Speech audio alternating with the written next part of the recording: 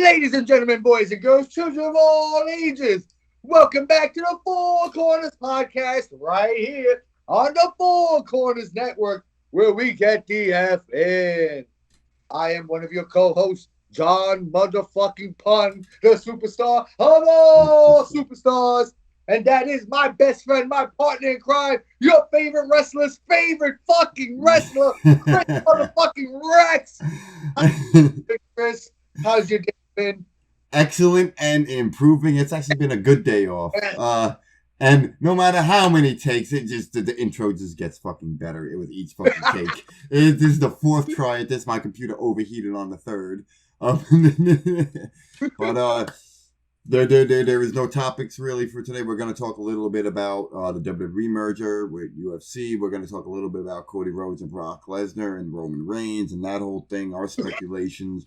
We're just going to talk shit. What else? And our life. And how we get in. Yeah, we notice you guys like when we go off the wall a bit. So we're going to go a little bit more off the wall. Speaking of off the wall, if you guys haven't checked out fucking Bedtime Stories. Bedtime Stories. Oh man, it's great. It's great. We are gonna be putting them live soon. It might be this will air after it if we went live tonight. But it might be tonight. We haven't decided yet. Yeah. So let's start with this, Cody Rhodes situation. Many people are speculating that, Cody Rhodes lost at WrestleMania as punishment by Vince McMahon for him leaving, creating AEW, making this superstardom company, and then, crawling his way back to WWE. Things didn't go away. Yeah. But I think this, storyline now with Brock Lesnar is just, a roadblock, a bump in his path, and I think it's just to prolong his story. I think he's going to get it, but because everybody wanted it, everybody expected it, it was put on hold. Why story right there? Drag it out. Even like you said, I was thinking maybe Survivor Series. You said even next year's WrestleMania. I don't see why not. Roman Reigns may even lose the title to somebody else before Cody Rhodes even gets it. Yeah. I like the idea of prolonging and creating that Cinderella story. He didn't get it when we all thought. I was in shock. You popped for it. But we were both like, it wasn't something either of us fucking expected. Like it was like everyone was hell bent that it was going to be Cody. And I heard that was the plan all along for Cody not to win it. So if maybe this is the prolong, there's also that talk that it is to punish him for creating AEW, which I think is fucking petty at this point. Because why punish the guy when you can make so much money off the guy? I don't really think it is punishment. I really don't. Well, I think that's honestly more of that fan tribalism. Yeah. Shit, where I don't understand why fans always think there's this enemy. Mm-hmm. Because when you think about it, half the guys in AEW and half the guys in WWE all know each other. You think they're sitting there fucking texting each other over who's better? And no. Right. I mean, I think it's ridiculous punishment, man. I think it's all because of, Vince McMahon doing this merger, coming back in, creative control. Since it's the merger with UFC, he's putting Brock Lesnar as the, face of the company. I wouldn't even be surprised if even after all Brock Lesnar's losses to Roman Reigns during this 3-year reign, that he's the one that beats Roman Reigns. I can see it happening, now with this merger. It looks the Roman Reigns Brock Lesnar story is over, but it could start right back up because Vince is in charge. Merger with UFC, put Brock Lesnar on top with the strap. No, that in that sense, it also makes sense. To have Brock Lesnar, who is a former UFC guy, who is a legitimate athlete, who all his accomplishments is a good face. Now let's talk about this merger. What? Because when I hear the word merger, to me, all right, if me and you were merging, if you had a podcast and I had a podcast and we were merging, they are now becoming one. That's the definition of merging, right? To become one. A marriage is a merger. I did. I did mention last week that a new name is supposed to be on the horizon within the next month and a half. So I guess they're working towards it. But what does that leave with UFC fighters who are not wrestlers and WWE wrestlers who are not fighters? Where does this merger leave those type of people? And just as much as we're talking about it, and the wrestling fans are talking about it, the WWE fans, so are the UFC and the MMA fans. Mm-hmm. They have just as many, because this is one that came out of nowhere on the day of WWE's biggest event of the year. Yeah, as we were actually live, the news broke. Yep, and so it was. They broke it that the deal was going to be set for Monday, and it sure happened Monday. And no question about it. It happened. Was it like $2.4 billion? Multi-billion-dollar deal. Vince made bread and got back into creative control because of it.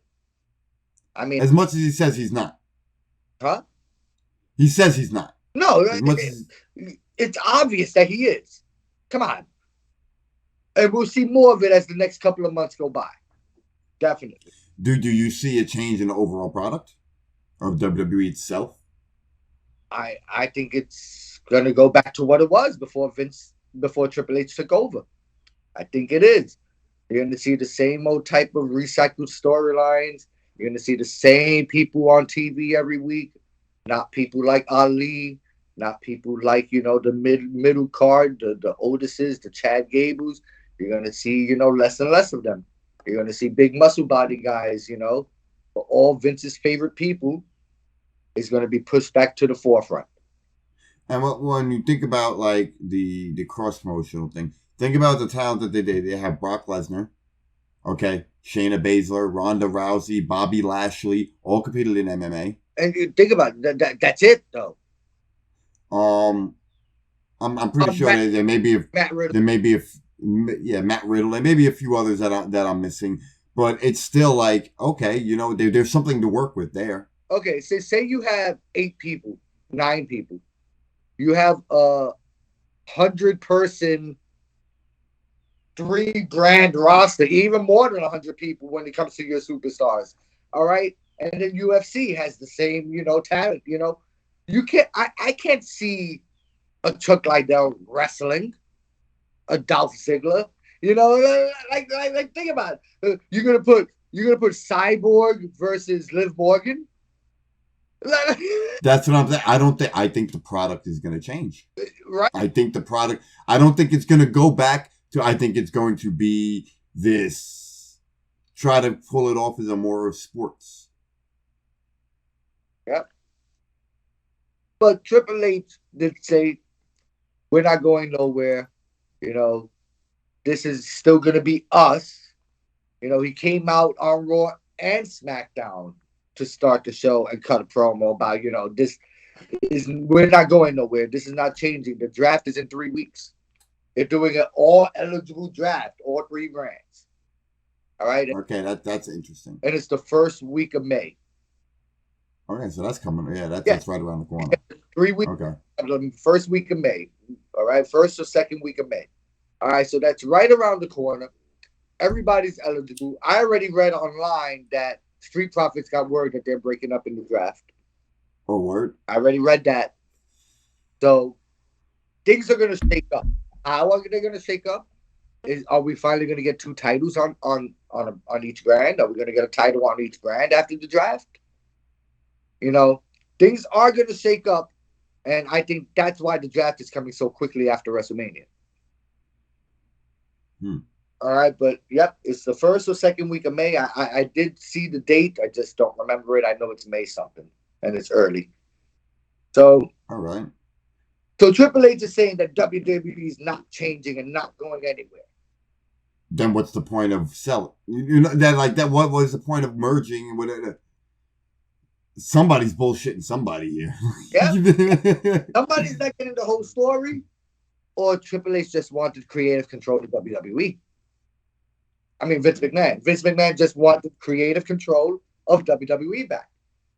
Because now, like I saw the lineup, Vince McMahon is number 2 in charge of the entire. But here's the thing that makes it seem like there's this relationship between Vince and Triple H is not well. But we don't see that. We don't hear about that. We don't. So what is this big angle and what is this big problem having Triple H, who is your son-in-law, who you've been prepping for over a decade to do this? What is the problem? Like, why? What is the problem? You've been prepping him to do this so that you can step down and he takes over from you along with your daughter. All right. It seems now that you're back with the company, your daughter no longer wants to be with the company. You leave the company. She comes back to the company. You come back to the company. She leaves the company right away. There's something within the family that is split. There's a rift there that's not being spoken about. You know what I noticed also? The only time you see Shane McMahon on WWE television is when Vince McMahon is in control. Yeah, I thought it was weird that Shane randomly showed up at fucking WrestleMania. All right. Right when this after having problems, at Royal Rumble 2 years ago. The sale is going on, and all of a sudden Shane is there. You know, he's not there the whole time. Triple H is running the whole fucking company, but in the midst of WrestleMania, merger with UFC, Shane tears his quad. Bro, that was fucking crazy. That was great. That shows that he didn't even get himself in shape. That's exactly what that showed me. How much notice do you think he had? With the Miz, whatever, 2-3 minute spot with the Miz. He did not get himself in shape. If just a leapfrog over the Miz tore his quad. Yeah. All right. How much notice do you think he had for it? How much what? Notice? How much notice? Yeah. I don't know. Vince had to know for a while what this merger was having, the sale was having. Vince had to be in talks with UFC, with Endeavor, for quite a while. This didn't just happen WrestleMania weekend. Poof. Yeah. 2.4 million merger. You know, it didn't just happen. There's no way that just it happened that weekend. So I think this has been in the plans for a while since McMahon maybe got back on the board of directors. What was that, 2 months? Yeah. I think right away he got back on the board of directors and started pushing out the sale, because that's what it was. He was put back on the board just to push the sale of the company. But he knew if he could sell the company to somebody, he could get back into the company. Exactly. I think this is all, I think Vince and Shane are together in cahoots. I think anything that goes on, they're together. And then Triple H and Stephanie are on the other spectrum of it. You think there's two different. You're out of touch. Shane thinks, with his help with Vince, he can. I'm telling you, it's a family battle.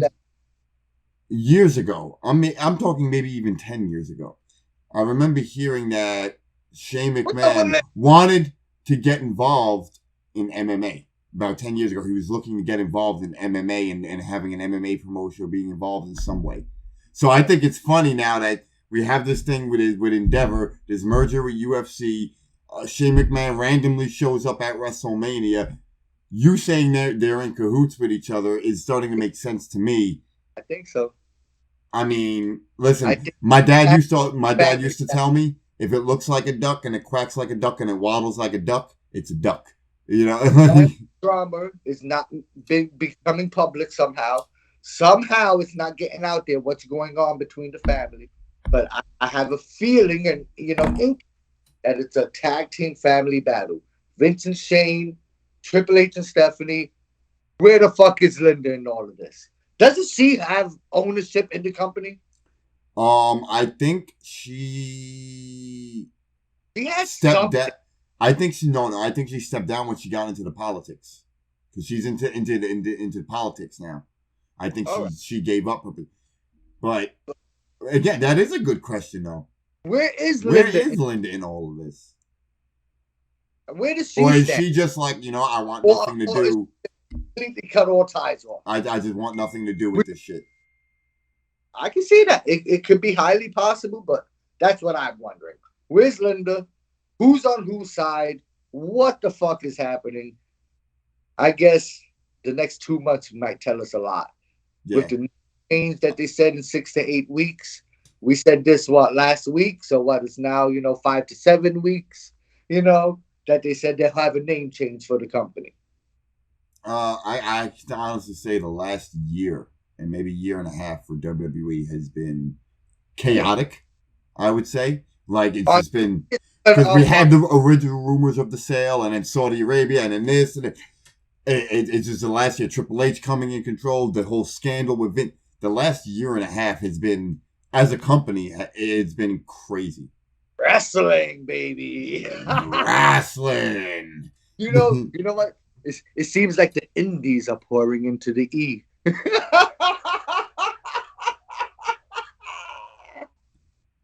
We got Shindy. The WWE, they might hate the indies, but they're letting that indie drama now come to You know their what? That's something I never really understood. Is indie wrestlers have always been the lifeblood of wrestling, of wrestlers on TV, WWE, WCW. You know what I mean? TNA. So why would they ever be like, we don't want? Because there was a period where they didn't want indie talent, and it's like, why? And then wonder why they got these athletes that are one, getting injured or can't cut, because this isn't something they do. They're not trained to do this. You have guys like fucking Daniel Bryan and fucking Brian Danielson, whatever the fuck you want to call him, John Moxley, Sammy Callahan. You got a shitload of guys that have been doing this for years. There's a reason you hire them, because they know what the fuck they're doing. Yeah. Like, granted, you can groom anybody. You know what I mean? Athlete is a good start. You know what I mean? A lot of us aren't athletes. A lot of indie wrestlers you meet, we're not really athletes. We weren't. The reason we are into wrestling is because we weren't the jocks. We weren't the kids that were popular, and we were the ones that were made fun of. So this is the route we went. This was our thing. And so by being an athlete, you have that kind of head start, but a lot of them don't get it. A lot of them don't understand what we do and why we do it. It's not about wins and losses. I mean, yes, it is storyline wise. Sometimes it is, but it's all about, again, the entertainment aspect of it. How many times have we seen guys that aren't the best in the ring, but their characters are fucking so over? That's why I got that itch. I can't wait to be in front of the camera again. I can't wait to have fans yell at me, boo me, cheer me, whatever the hell. It's the entertainment. It's the fun.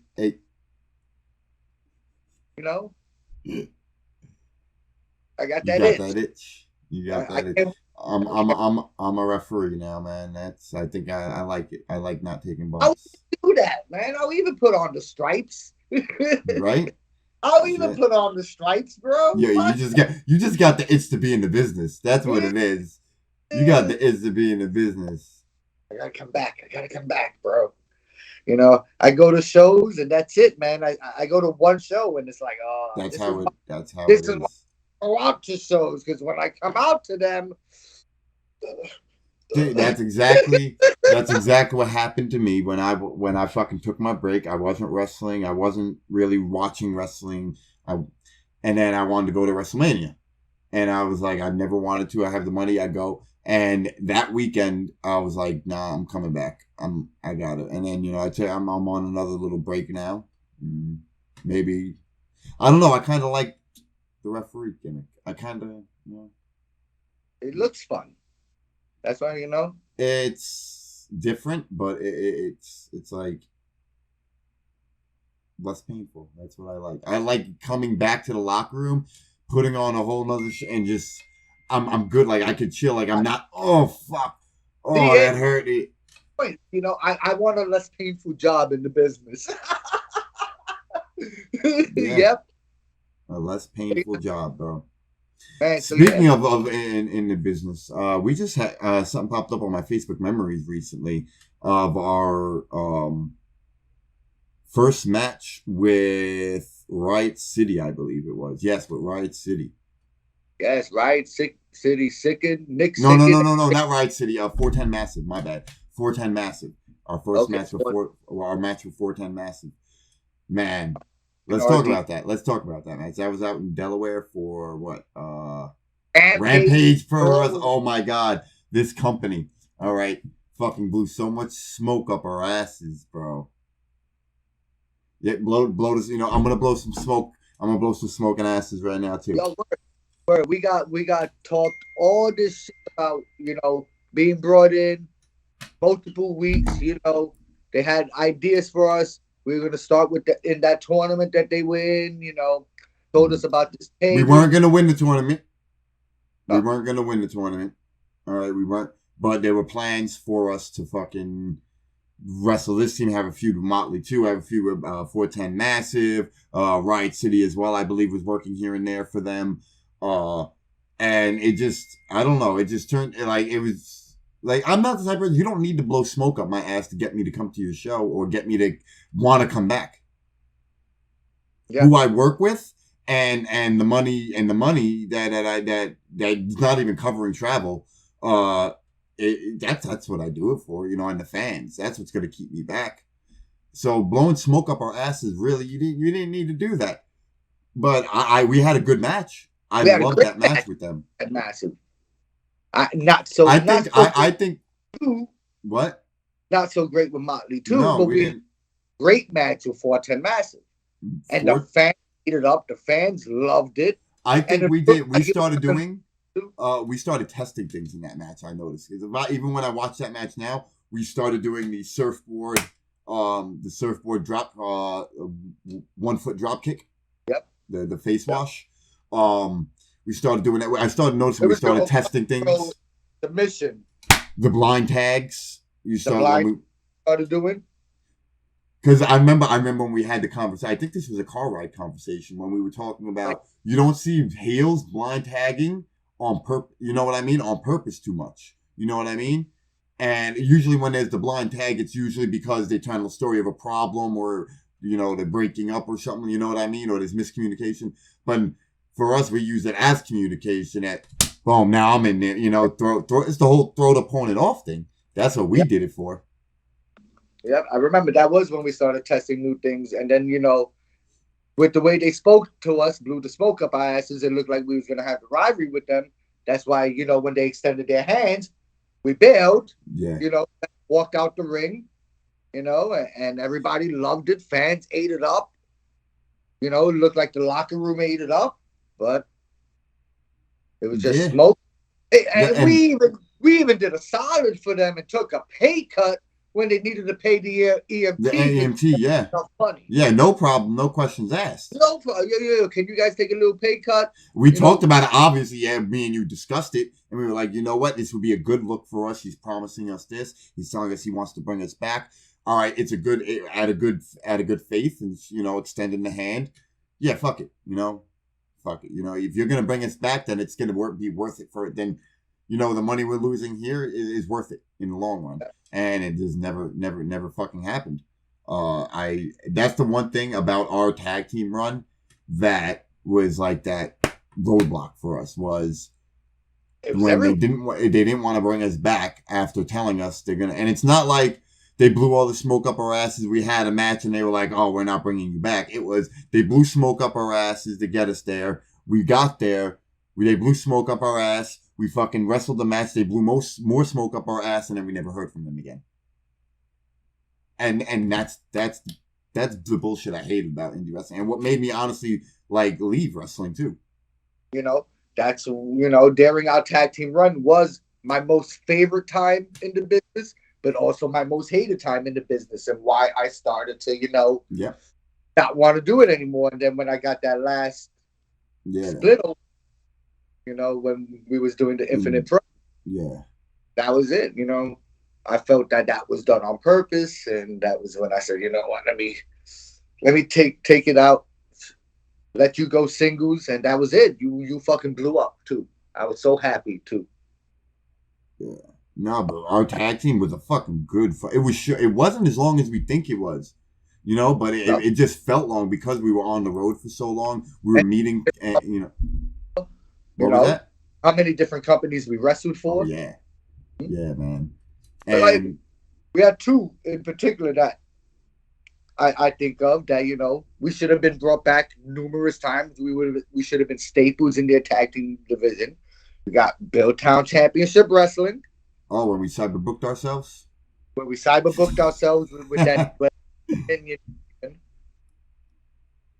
You remember the Minion Steven? Yeah, That Steven, yeah. helped us. That helped Yeah. us cyber. Yeah. And then the other one, where our boys, the SAT, are going to be um on the stat card. NWWE. Yes. That was another place where I thought Oh, yeah, I we thought, were going to be staples in that tag division after the bro, match. after that reaction, bro. That match we had with their champions in our debut match. Bro. I thought we were going to just be. I didn't want titles, when we would. I just wanted a team with you. That was all it was about. Yeah. Having fun with you. Yeah, at that time, honestly, I could say say this is one of the reasons I love that time teaming with you. Because it was kind of like the first time in my career that I didn't think really about where the end game was. I wasn't thinking about titles. I wasn't thinking about story. I was just thinking of, I'm on the road. What can be better than being on the road with your best friend, doing what you love, your tag team partners, and we lived together. We were living together at the same. So I mean, I wasn't thinking of the end game. There was no end game. There was no, okay, where does this leave up? No, it's just fucking, we're going to hop on this bus. And actually, we're going to hop in the car. we're just going to fucking go, man. And it was the first time in my career, like, it felt free. It was like, I didn't worry about having to do other shit. I didn't have to worry about, really where I was going to go. I didn't care where my career was going to go from there. Because I knew it probably wasn't going to get better than this, and it still hasn't. Even when I went singles, bro, it wasn't better than when we were tagging. I feel if COVID never happened, man, who knows where the hell you would be today if COVID didn't happen. Oh yeah, COVID fucked it up. Personal opinion, I felt. Once you had one company that saw you were worthy of a singles championship, which I've been saying you were for the longest, once you had that first title on you, I was like, this is what you fucking need. This is what other companies need to see. This is you becoming a fucking superstar. And then no, I've always felt that way too. I've always felt like, listen, let's talk football terms, all right? You throw me the ball. You throw me the ball. All right? I'm not saying I'm going to score a motherfucking touchdown every fucking time. You throw me the ball, though, I'm going to get us yards. I'm going to get us in range. I'm going to get us as close to the red zone as possible. All right? So that we can score. And Infinite and Franco, I'll always be thankful for Dave, Franco, Infinite Pro Wrestling, that whole crew, because it was also at the time, like, when you told me you didn't want a team anymore, for me, it was, how the fuck am I going to go singles now? Because FSW's closed down, which is why we started teaming, okay? I was just, like, kind of working with Infinite, as far as doing graphics and stuff like that. So really, we were working a few shots. There was nothing really solid in there, Yeah, I loved it because Franco and Dave, they understood that when I was done wrestling, and they let me commentate right away. So I got put on the commentary table. You went singles. I went heel on the table. You were face, and it was just fucking beautiful. It was beautiful. Here's the thing behind that whole face thing, okay? It was nobody's idea, okay? When I started working, my first match for Infinite was against Royal Money. He's from the Monster Factory. All right. Shout out to him because he gave me big ups. Like, we were talking, you know how we are. We like to get to know our opponents before the match. If they smoke, we'll smoke with them. We like to get to know them and not just go right into talking about wrestling. But we got to know each other, and he's a big guy. Big black dude, I'm a skinny white dude and everything. He's good at being a heel. I know this already. So I figured, all right, I'm gonna play face. They wanted me to get the surprise victory. So we worked out that match and everything like that. Now here's the thing, and this is, I feel at fault for I shouldn't feel at fault for this, but I do. The ending of the match was I go over. He goes to shake my hand. I shake his hand. He drills me. We start a feud. We start a little feud together. Gives us both something to do at Infinite. Okay, cool. So we do the match and everything like that. He goes to put his hand out. I play to the crowd. Should I do it? Should I do it? They're like, no, no, no. And I'm like, I'm the good guy. So you know what? I'm going to put it there, brother. I put it there. He shakes my hand. And I like kind of turn my back, so that he can drill me from behind. I'm always a fan of it's better, it means more to stab him in the back, So I turn around and then I take 2 steps back towards him. I'm not feeling nothing.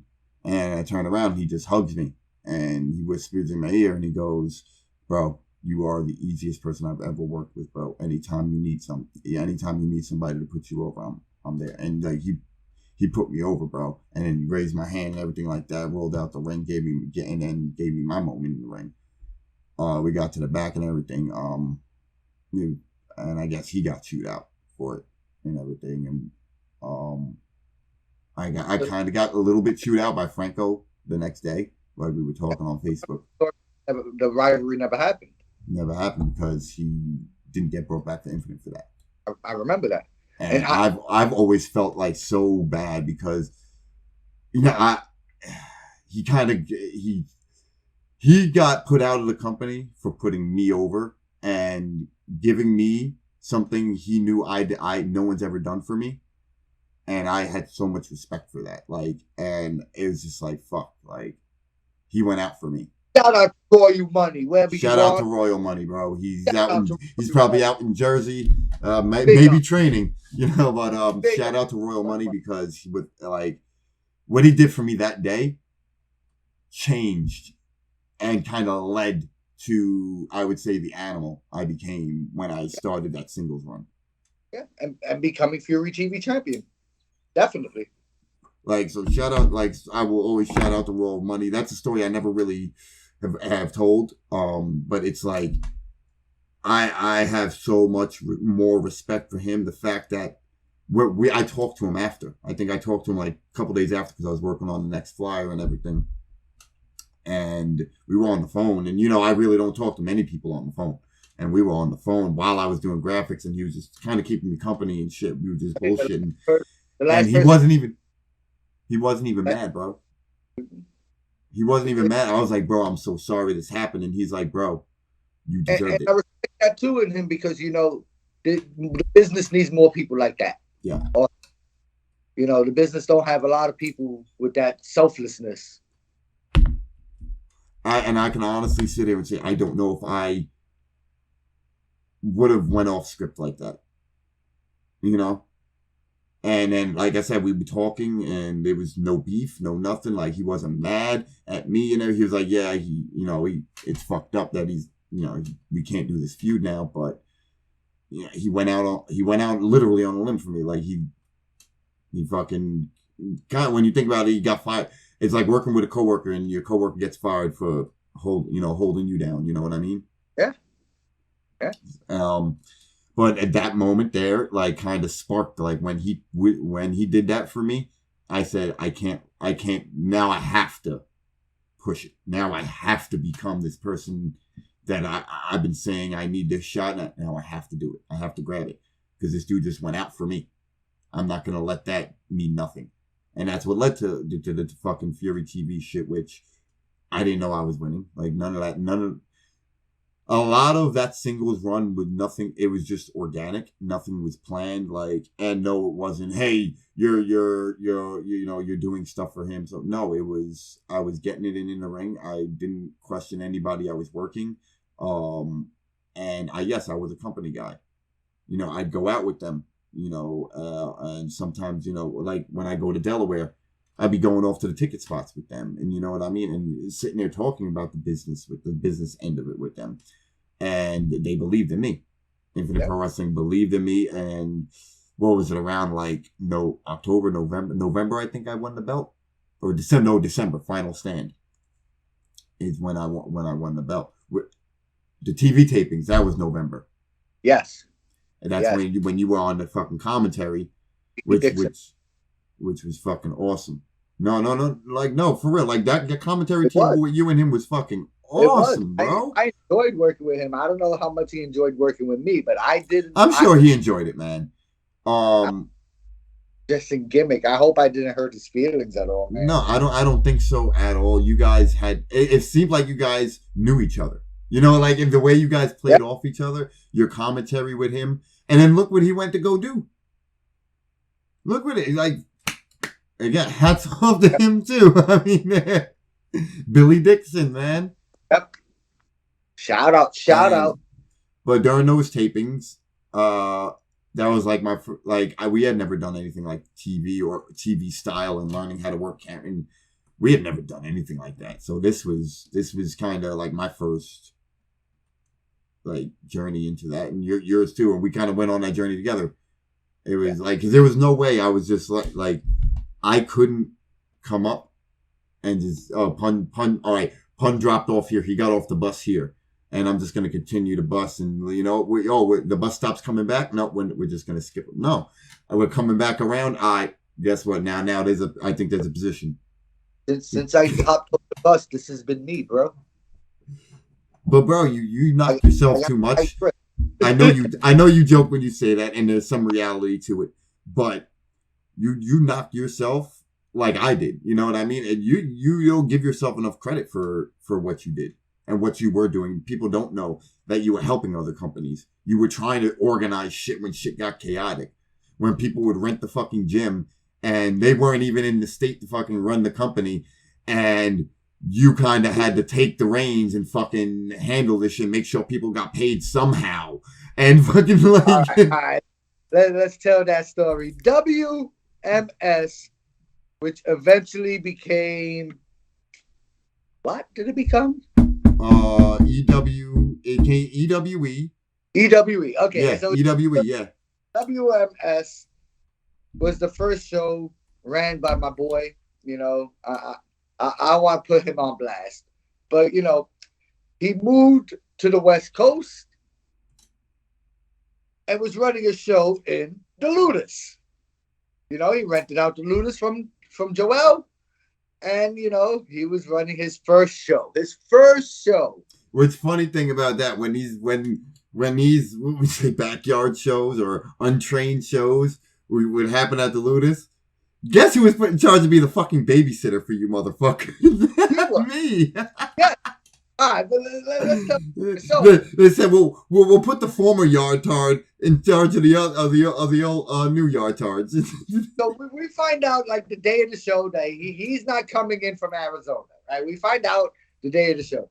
So me, my friend Sean, who I was wrestling in that show that day, the Latin Lover, all right, and Nez, FX, aka Lopez.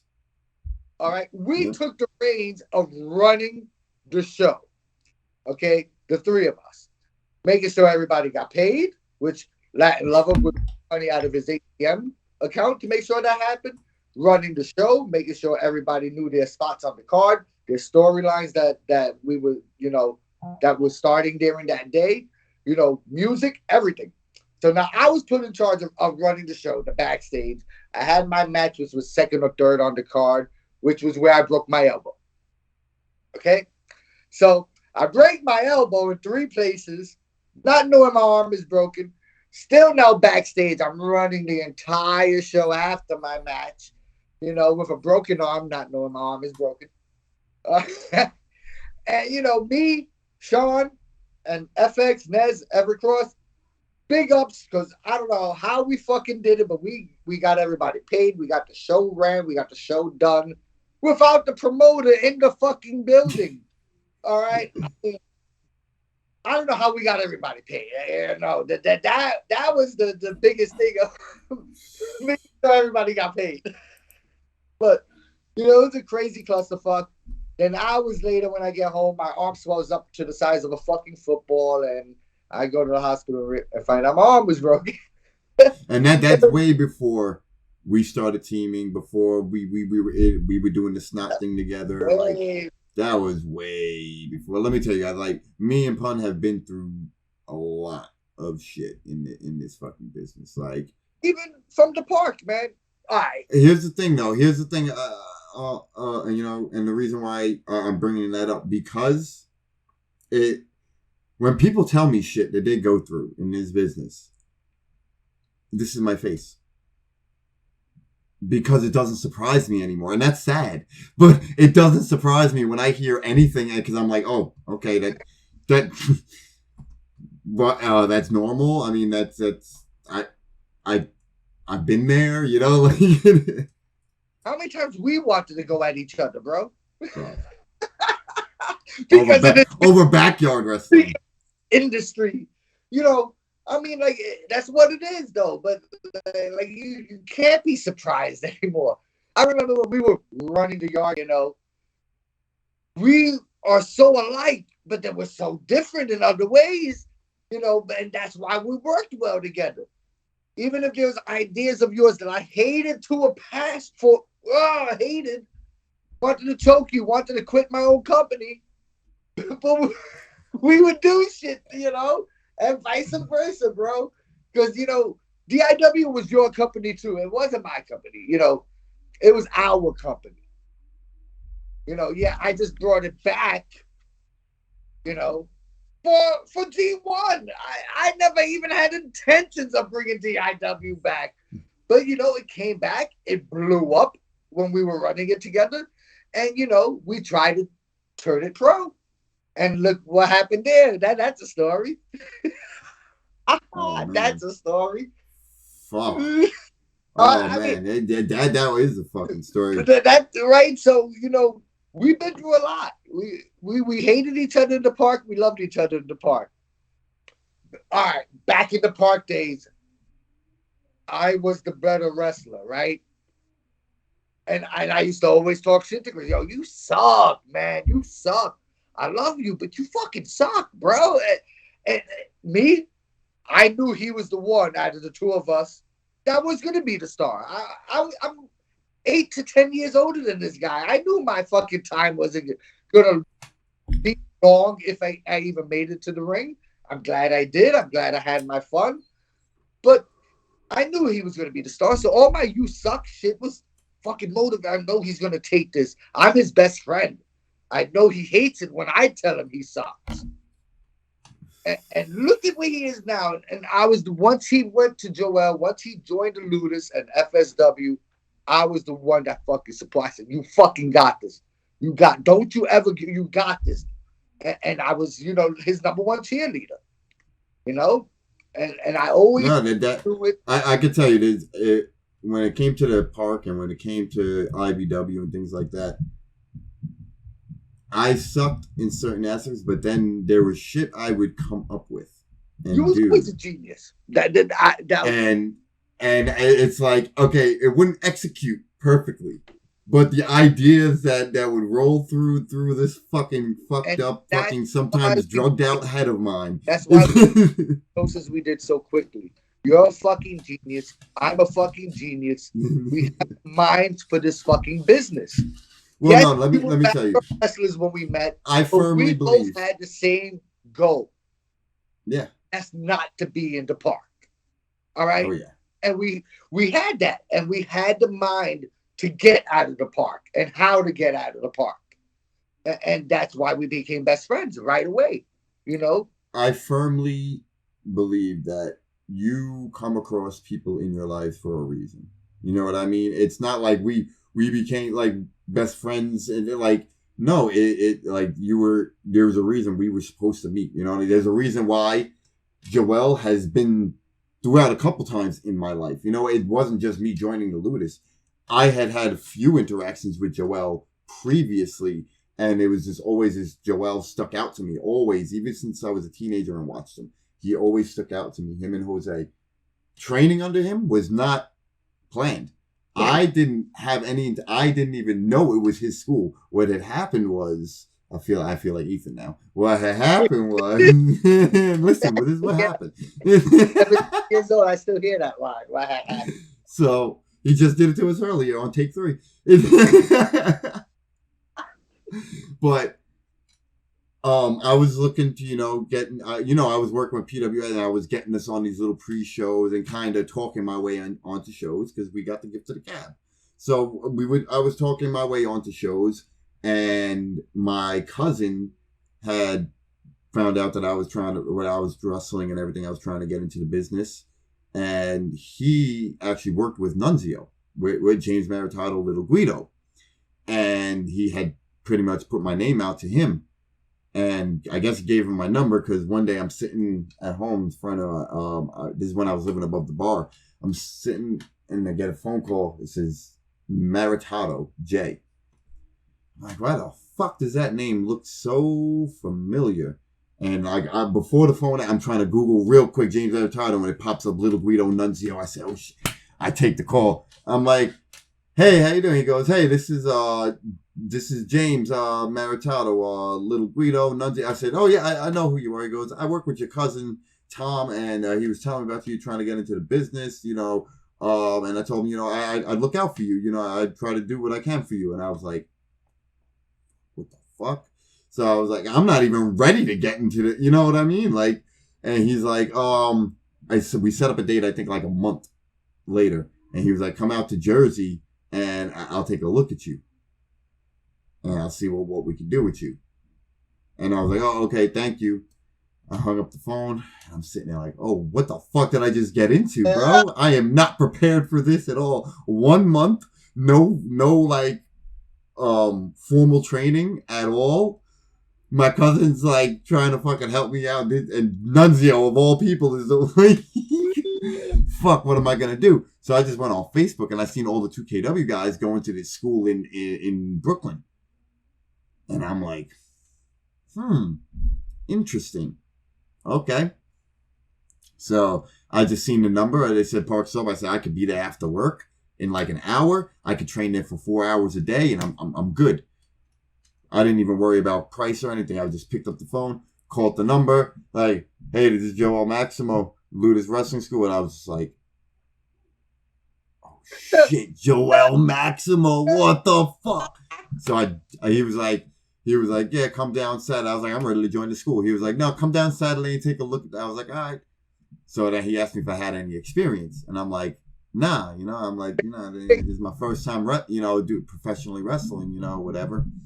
I was like, I've done some backyard wrestling. I was like, but I don't really consider that, experience, And we were just training. I remember he had me practicing drop kicks, seeing how I could do drop kicks.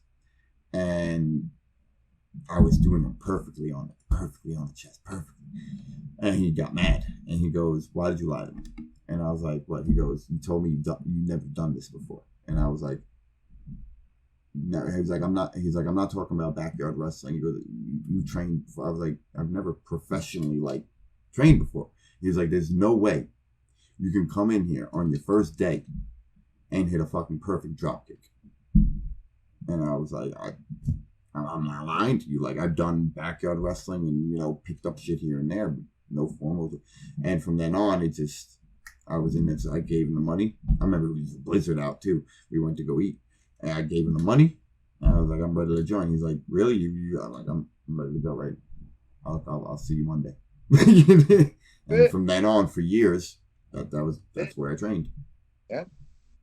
Like but it's like he was in my life previously. It was like these little moments, like when I was at an indie show and I was front row pretty much, or second row, and he went up for the Spanish Fly. And he had gotten a little bit bigger at this time. And this was back in like 2008, 2009. And I'm like, oh shit, y'all are fat.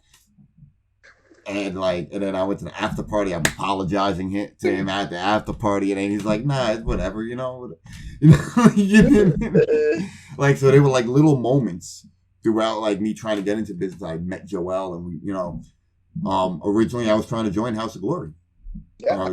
But shit didn't work out, that before I even, so yeah, like it was meant to be. I always feel like it was meant to be. A lot of wrestlers say this is their destiny. This is not, but for me, there's no denying that there have been certain things in my life and reasons why these things have happened and have led me to this.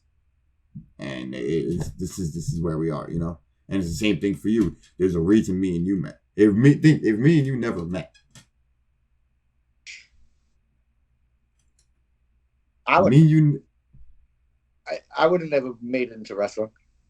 I would have never probably. I probably wouldn't. DIW was already dead. DIW had four people that wanted to wrestle at this time. 5 people. All right, and I got lucky. I met you guys. But, like, I just think about it, like, would I have even thought about pro wrestling? Because I was just doing that IBW shit for fun. You know what I mean? Like, it was something to do. It was backyard wrestling. It was cool. I was getting drunk. I was starting to find friends and meet people that I connect with. And so I don't know if I would have fucking 17. He was 17. I was 16 when I started. Yep. 17 when I met you. And like, it's, like, maybe it isn't destiny. Maybe it's just if I never met you, maybe if I never went to IBW. 100% if I never went to IBW. Yeah. Yeah. But that was just happened for a reason. You're right. And we've been through a lot in this business, and we're gonna be through a lot more. Yeah, man. Like I said, I know. That's why I'll never say I'm done, man. I'm not done. Like, I'm roughing right now. That's what I keep saying. I'm roughing right now. Even at work, when people talk to me and they're like, "Oh, so you went to that show? How was it?" I was like, "Oh, I'm a rough now. I'm roughing for now." And I can't sit there and solidify and honestly say that I'll never wrestle again. But I also know, like, another factor in why I haven't really taken bookings or doing anything is because the last time I wrestled at the Win show, something happened to me that I really haven't. It took me a while to tell Joel about too. I can't remember what spot it was, but I remember laying there and it felt my back like compressed, and I was just laying there like, I was just in so much fucking pain, and I was already in tooth pain, so I was taking painkillers all night anyway. So I didn't feel that shit till I got back to your house, and I was like, my back was killing me. I went to work and everything, like, and something felt wrong. And I was like, I can't just go and wrestle like this. Like that did not feel right. I still haven't gotten it checked out, but I haven't been in pain. And, refereeing keeps me in the business. I have to say, I'm probably one of the best looking referees that are out there. So, yeah, and you're an ugly fuck, so that says a lot. Listen, I'm a pretty motherfucker, all right? You see my new eyes, bro? Yeah, I see. I do. I see. But yeah, man. Yo, it was good taking a trip down memory lane, though. Yep. It's we'll probably have more stories for you and open up about more stuff that at the time we probably couldn't open up about and talk about. It's no doubt you'll definitely hear stories about us possibly being on some shit. There's a lot. Me and Punn have been through some shit together in our personal lives and in wrestling lives, and they've intertwined before. And I mean, maybe next time we'll tell you a story of trying to plan a match while coming off of ecstasy.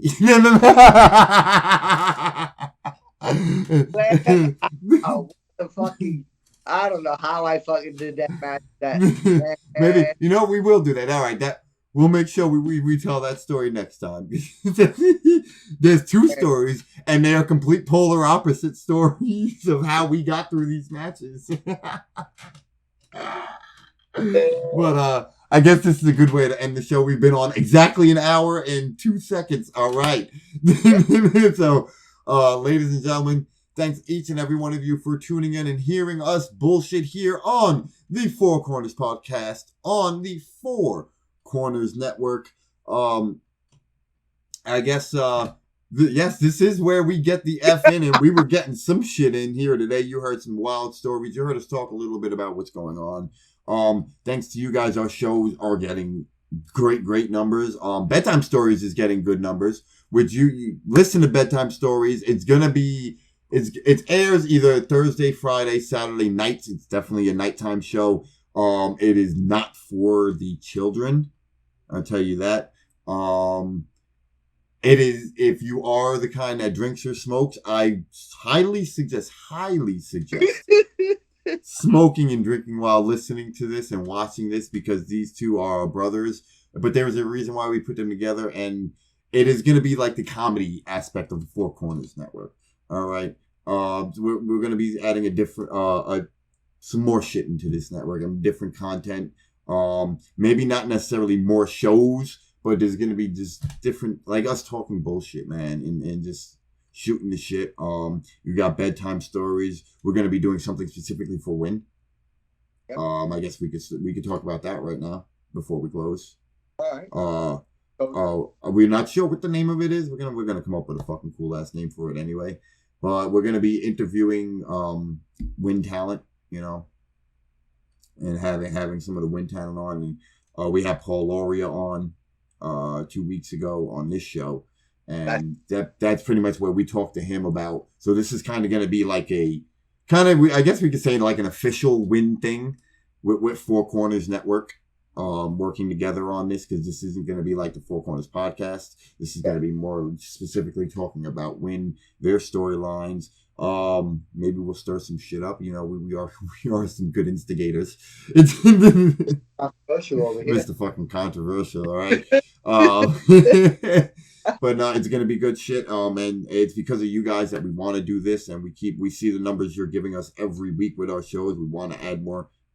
Give you guys the content. With that said, as always, be excellent to each other and keep supporting pro wrestling.